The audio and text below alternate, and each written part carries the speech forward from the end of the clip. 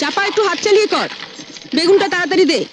তোর মেজ দাওয়া ডালের সঙ্গে বেগুন ভাজা না পেলে মুখে ভাতই তুলতে চায় না। আজ তুই এসেছিস দেরি করে, জানিস তো সকালে সবাই স্কুলে যাবে, অফিসে যাবে। ডালটাও তো এখনো সাদলাসনি। আরেকটা গ্যাস জ্বালা। আজ দীপা আবার বলেছে কুরকুরে আলু ভাজা চাই। আমি আলু কেটে দিচ্ছি, তুই কড়াটা চাপা। চাপা দি, ওর জন্য একটা মাছ ভাজা তুলে রেখেছ তো? না বাপু, ভুলে গেছি। বড় বৌদিও আজ আমাকে মনে করিয়ে দেয়নি। সব আমি ঝুলে দিয়ে দিয়েছি। অত তাড়া দিলে কি সব মনে থাকে? আর কটা দিন অপেক্ষা করো, পুজো আসছে। মা দুর্গার কাছ থেকে 8টা হাত আমি ধার চেয়ে নেব। উফ, তোমাদের বাড়িতে 10 হাত না হলে কাজ করা আমার সম্ভব হচ্ছে নি। সরো। হাজলামো করিস না চাপা, তাহলে তো রাবণের কাছ থেকে তোকে 9টা মাথাও ধার নিতে হয়। 10টা মাথা না হলে সকলের সব কথা মনে রাখবি কি করে? যা বলেছিস, এই বাড়িতে সবার আলাদা আলাদা অর্ডার, এক একজনের এক এক রকম জিভ। জীব নয় দিদি, বলো নোলা। তোমরাও তো এবারের মধ্যেই পড়ো বৌমা। রোজ ডাল চচ্চড়ি দিয়ে তোমরাই কি ভাত খাও? ঝোল ঝাল ঝাল দিয়ে ছাড়া তো তোমাদের মুখেও ভাত ওঠে না।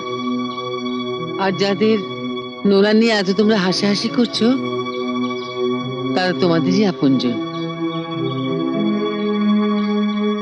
জয়া মা, তুমি আর দাঁড়িয়ে থেকো না, চঞ্চলের ভাতটা বেড়ে নাও। আজ না হয় চঞ্চলকে আমি বলে দেবো মাছের ঝোল দিয়ে ভাত খেয়ে নিতে। যাও। রান্নাঘরে সবাই মিলে ঢুকলে ধাক্কাধাক্কি হবে, তাই দাদাদের খাবারটা বাড়া হয়ে যাক, তারপর না হয় ওর খাবারটা বেড়ে নেবো মা। কিন্তু আপিস তো সব একসঙ্গেই যাবে বৌমা।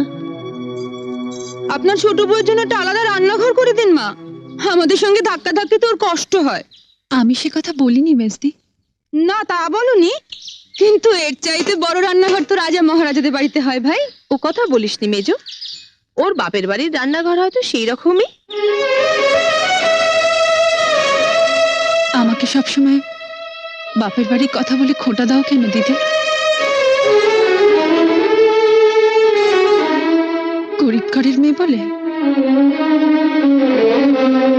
তাতে কি, বিয়ের পর মেয়েদের পরিচয় তো আর বাপের বাড়ি দিয়ে হয় না, শ্বশুর বাড়ি দিয়েই হয়।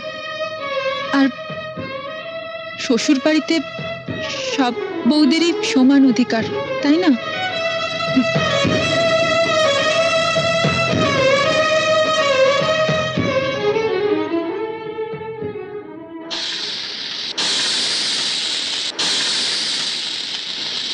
চাপাতি সরো, ভাতটা বাড়ি।